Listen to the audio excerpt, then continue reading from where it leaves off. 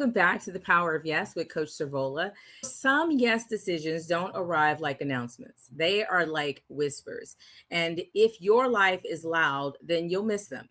Today's conversation is for the person who knows that something in them has been talking, but they've been overriding it, like many of us do. And we use logic or responsibility or everyone else's expectations of us to really tell us why we can't do the thing. This episode isn't about forcing clarity, it is about remembering who you are.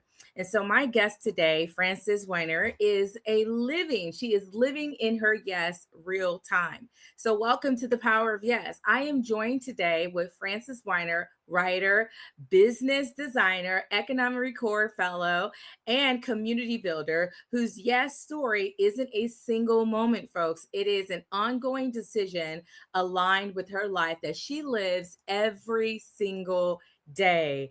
And Frances, it's so great to have you here. I am super excited that we are doing this and we're stepping into this moment.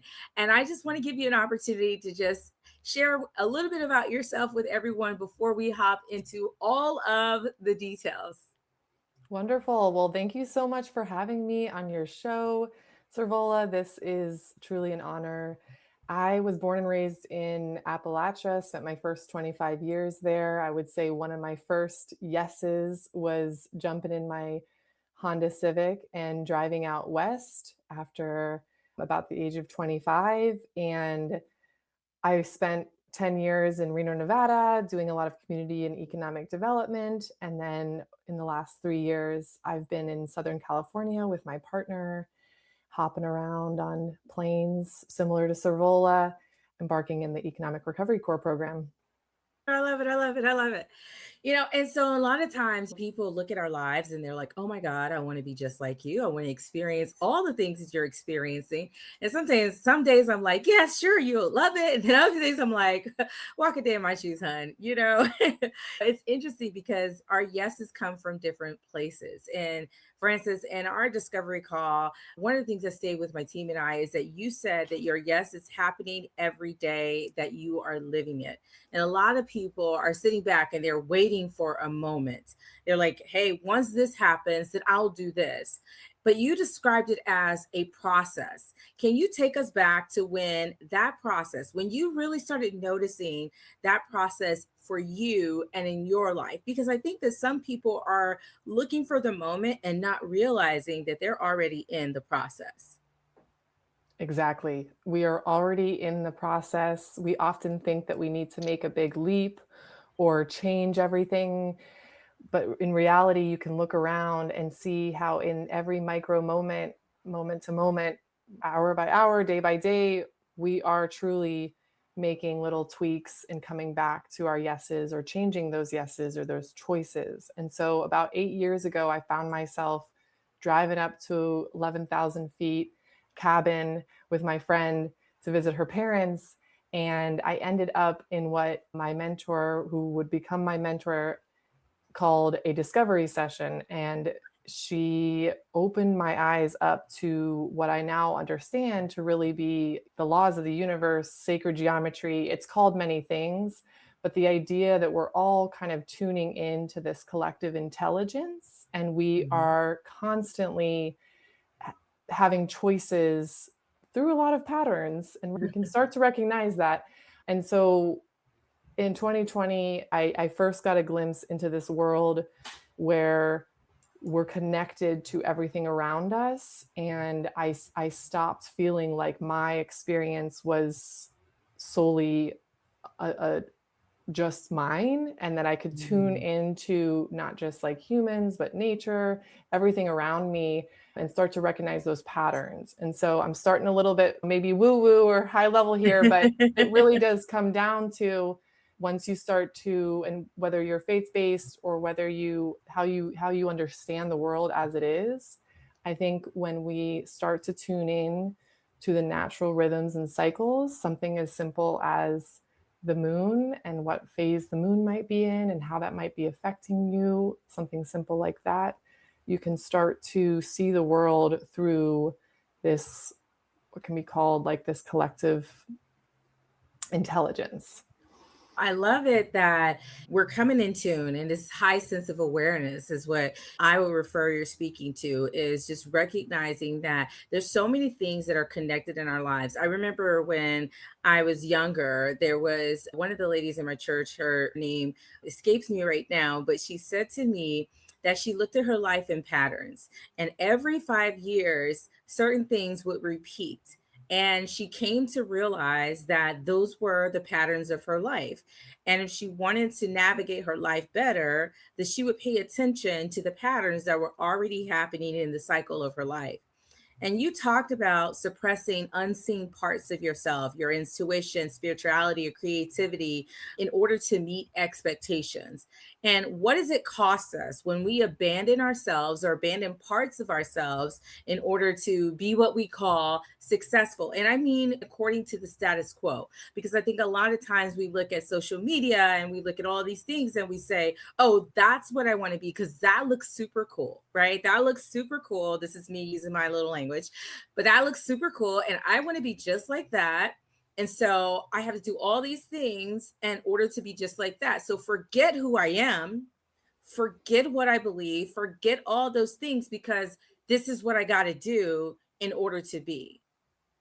What do you think about that, Frances? I think the word abandon is a good one. Small self, you can call it many things, but this idea that we lose our core, our those whispers, that intuition. I work with a lot of highly intuitive women particularly, and I work with them on listening and remembering that they have this intelligence, that they have this core knowing. Mm. And when we maybe suppress it to go, like you're saying, go be that cool person or go be something we thought we wanted to be, we're abandoning self, really. We're leaving that core self. And you're born with yourself, you die with yourself. This is it. This is the core relationship of your life. Yes, every other relationship is very important. Yes. And the relationship with yourself is what I'm finding to be the most important relationship that I'm honing in on, not in a selfish way, but in an honoring way. And so Yeah. that's what comes to mind.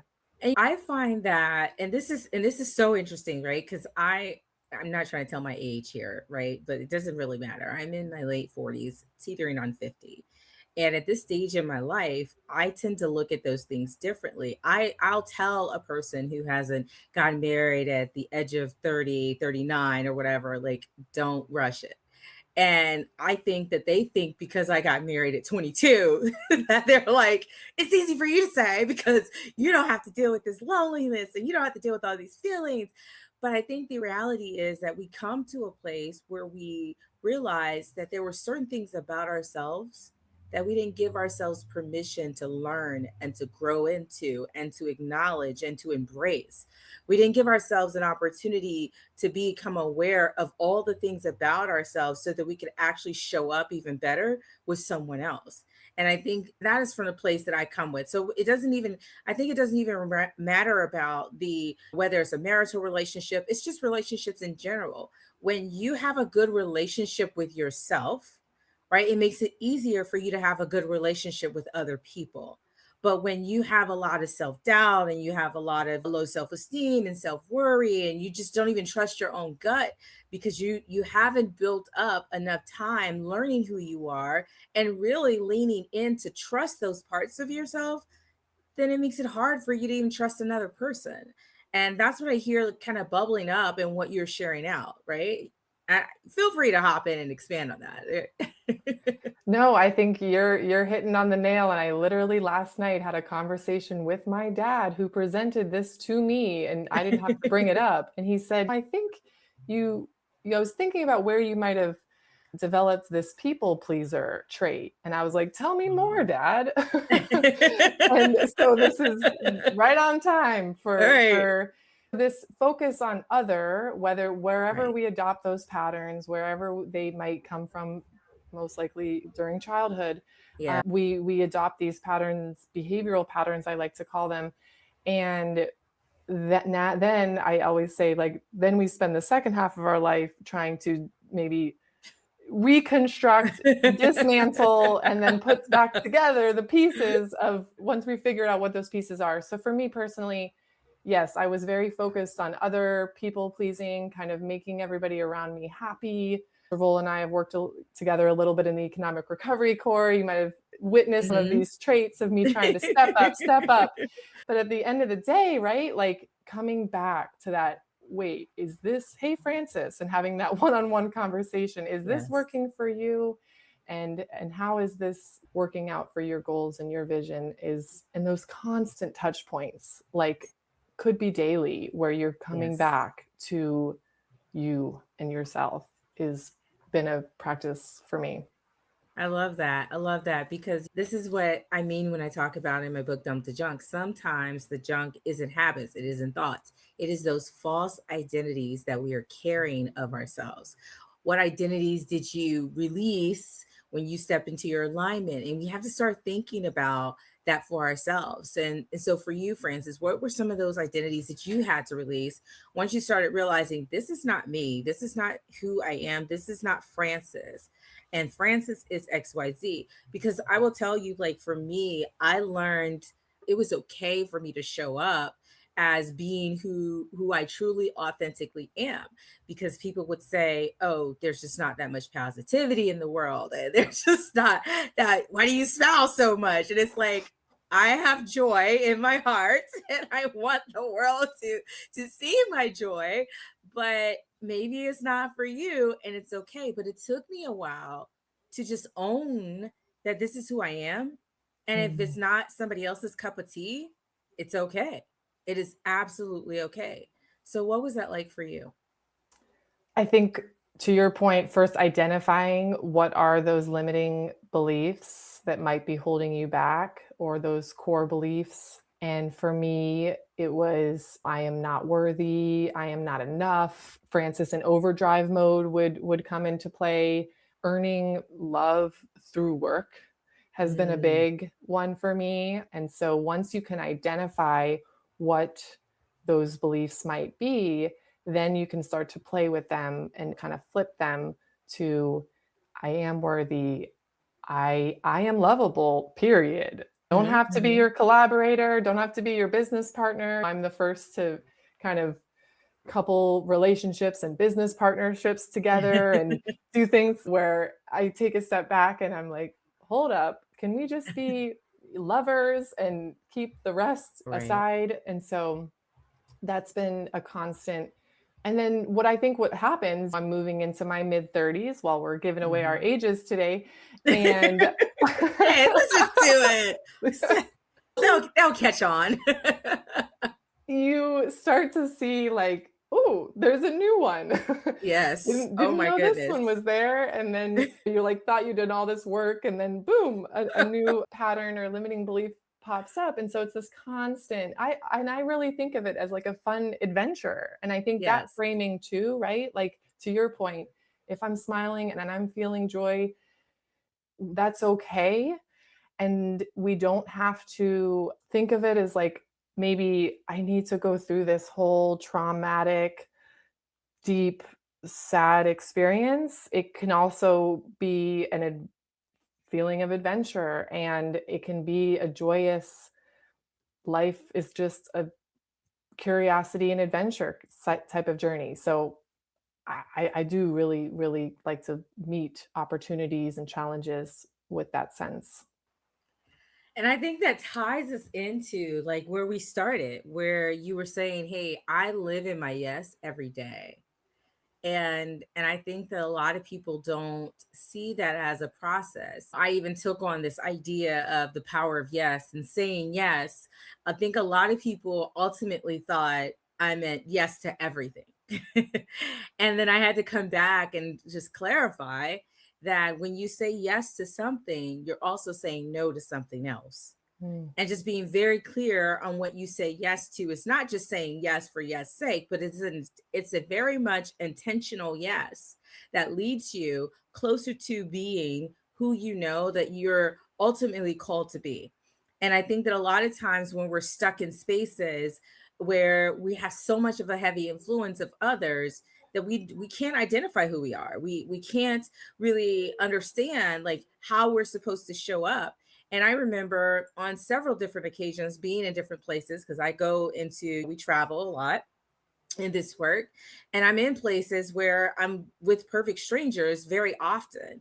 And I don't know about anybody else that's listening to this, but I think sometimes we can be so obsessed with how we're supposed to respond culturally that we don't show up as who we truly are, and not recognizing that in that moment you're not there in that space to be like everybody else. You are there in that space to be who you are, because you've been introduced into this space because you yourself have something of value to bring to the table. So I think even in our work with ERC as being fellows, I think to me that's something that I've embraced as a part of this, and I've seen you embrace that, and I'm super excited about, like, even when we did our opportunity to facilitate in Puerto Rico for one of our retreats, and you took the lead and you said, "Hey, we are going to start this by doing XYZ." And I think that a lot of times when you step into that space, there's this nervousness, right? Because are they going to accept this space? And are they going to accept this opportunity? And you saw that when we did our initial circle and you took charge and you told us what we're supposed to do, immediately it was probably the most impactful moment that we had seen happen within our fellowship as we were going through, because we got to hear people say things that we wouldn't traditionally get to hear them say. So I like to call you the master facilitator in that regard, right? Just bringing those things, bubbling those things up that you notice in a space that are necessary that maybe others don't notice. And listen, folks, we're not perfect here. We're not going to always do it perfect. We're not going to always knock it out of the park. I'm not trying to put Frances on a pedestal and say, "Oh my goodness, she is so perfect." But what I am saying is that I see your heart and I see your intention. I see you stepping into being who you are. And I just wanted to lift that. Hmm. Thank you. Little context on that story too. We were literally shuffling around chairs up until the moment of the event starting. And y'all, most of the people here have probably been to some form of a convening. They put you in tables or kind of limiting boxes sometimes. And so we literally took 120 chairs and we made a big circle so that everybody could see and feel united in that circle. And that was up until the moment the event started. And my point too in sharing this is that I was getting kind of guidance and whispers around doing this circle, and there was a lot of forces saying, this might not be a good idea. And I just listened to that voice that was like, just do it, make the circle, and then do your next best step once the circle is complete. You don't always have to have the entire thing orchestrated, boom, boom, boom. Sometimes those whispers and those voices that we're hearing, or that guidance is comes at one step at a time, and then you pause and then you do the next step. And so that's the little master plan behind Fran's crazy ideas sometimes. But it just also highlights something that you said earlier in our conversations, is that you don't think your way into clarity.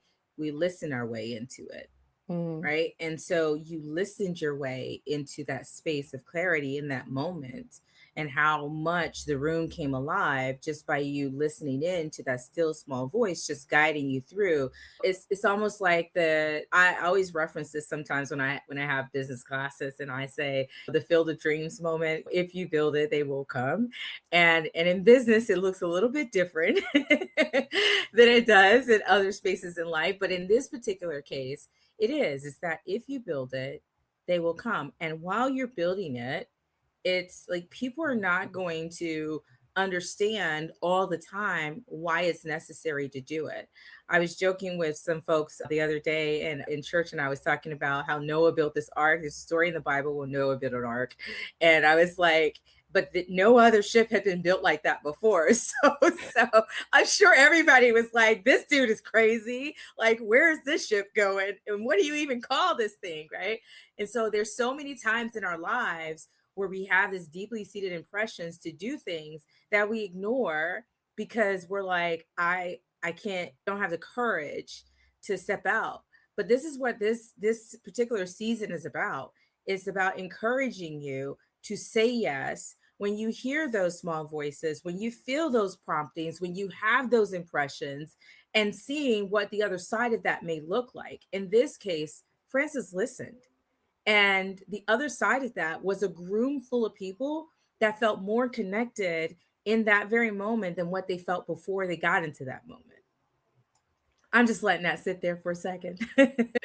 So, some of you are exhausted because you're doing too much, or some of you, it's not because you're doing too much, but it's because you're doing what your body has already rejected. Like, in a Mm. sense, have you ever sat in a space where you felt uncomfortable and you felt like maybe this is not what I'm supposed to be doing, but because it seemed popular, or because you felt the pressure of people pleasing, and you decided, I'm just going to do this because I think this is what they want me to do, instead of just owning who you are in that moment and saying, I'm going to do this because this is who I am. And so I wonder, Frances, if you want to share a moment where that's came alive in you like never before, where you sat in a space where you knew you were about to compromise, you knew you were about to shrink, you knew traditionally this is probably what you would do, but you decided, I'm not going to keep shrinking anymore. I'm not going to keep compromising who I am, but I am going to step into this and just trust that I am enough to show up in this space and be who I am. And then what was the result of that?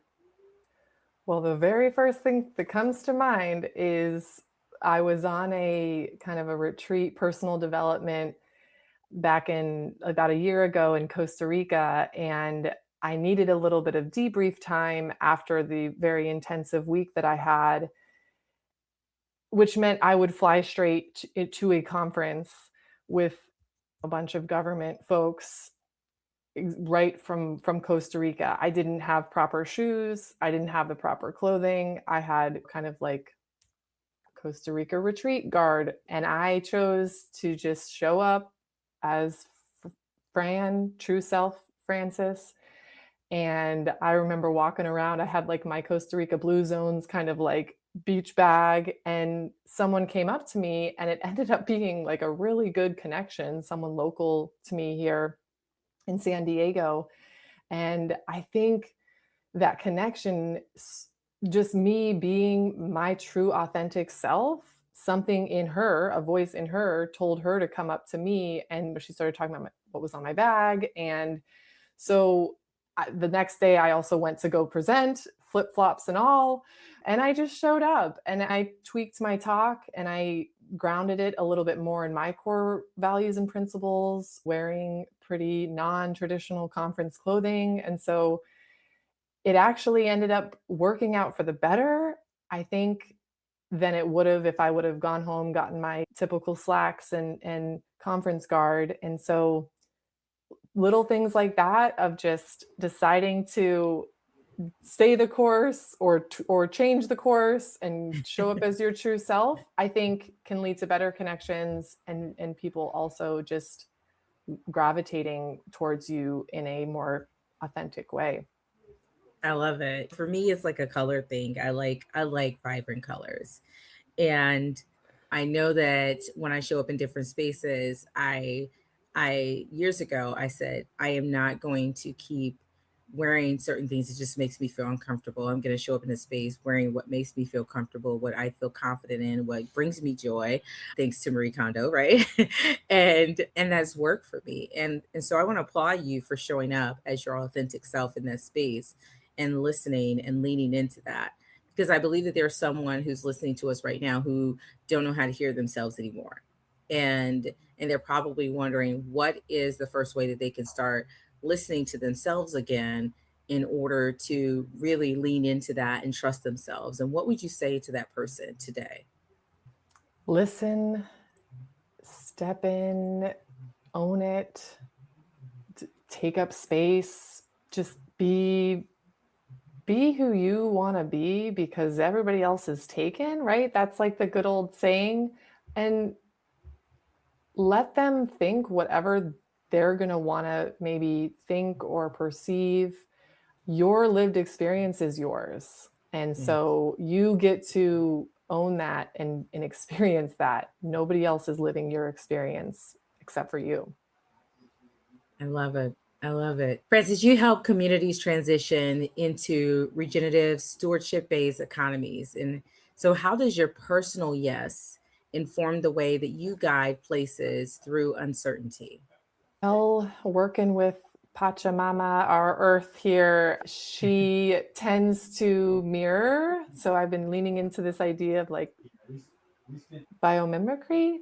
And it's where the earth, we can reflect back patterns of nature. And well, we really essentially are nature. And so I think when we think of ourselves not as separate from our work, and in this case, creating more healthy, livable communities so that we can all breathe non-toxic air moving forward and we can drink healthy clean water. Just really basics is what we're working on here. And I think when we don't think of ourselves as separate from nature and we think of ourselves as in relation and really essentially the same as nature, I'm trying to bring that into community and economic development work because I think it's pretty essential at this point. And the true authentic self work too, I think comes into play because the more we can let these masks down, I think the more we can get into these harder conversations quicker.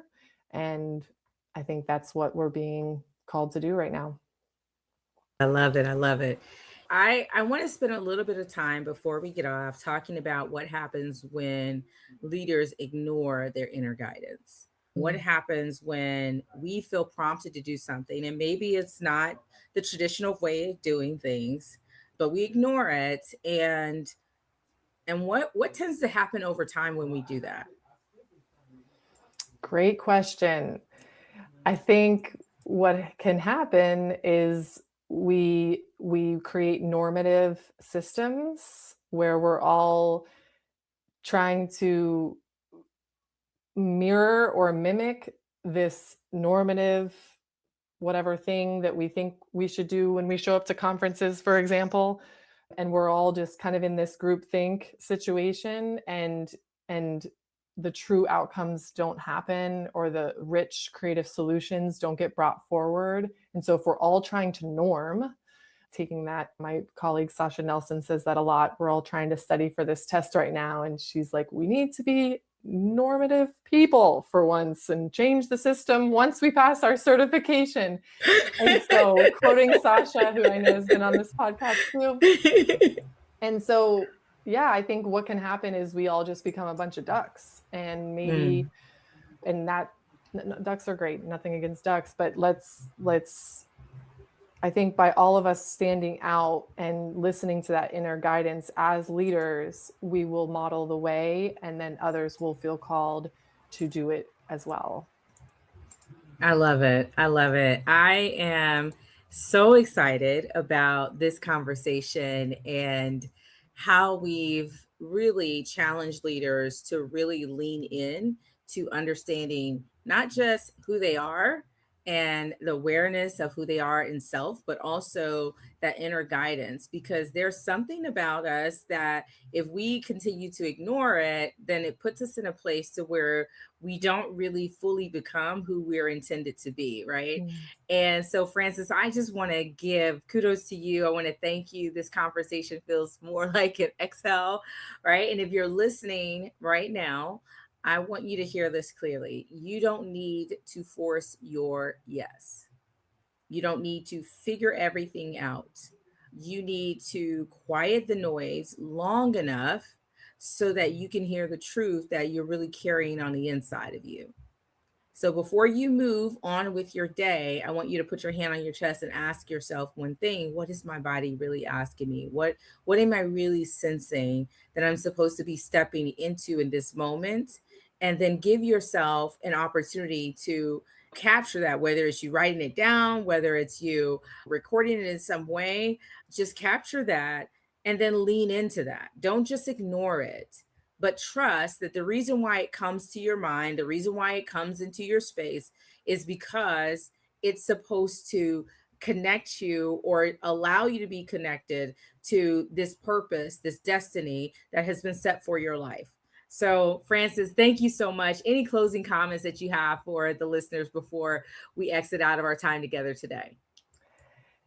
If you haven't read Dump the Junk, which I've now read twice because I need the reminders, do it. And Coach Servola, thank you for doing this, holding this space, these important conversations. Yeah, honored to be here. Thank you. Thank you. Thank you so much. Well, everyone, thank you so much for being a part of this podcast. Please scan the QR code at the top of the page in order for you to get in touch with Frances. And if you are doing work in your community with space or reflection or support, this you need that space and community. This is what the Yes Living is here for. So please stay connected to us. I'm Coach Servola, and I want to thank you for joining me for the Power of Yes. And remember, your yes doesn't need to be loud. It can be consistent over time. It just needs to be true to who you are. Have a great day, and we'll see you on the next podcast.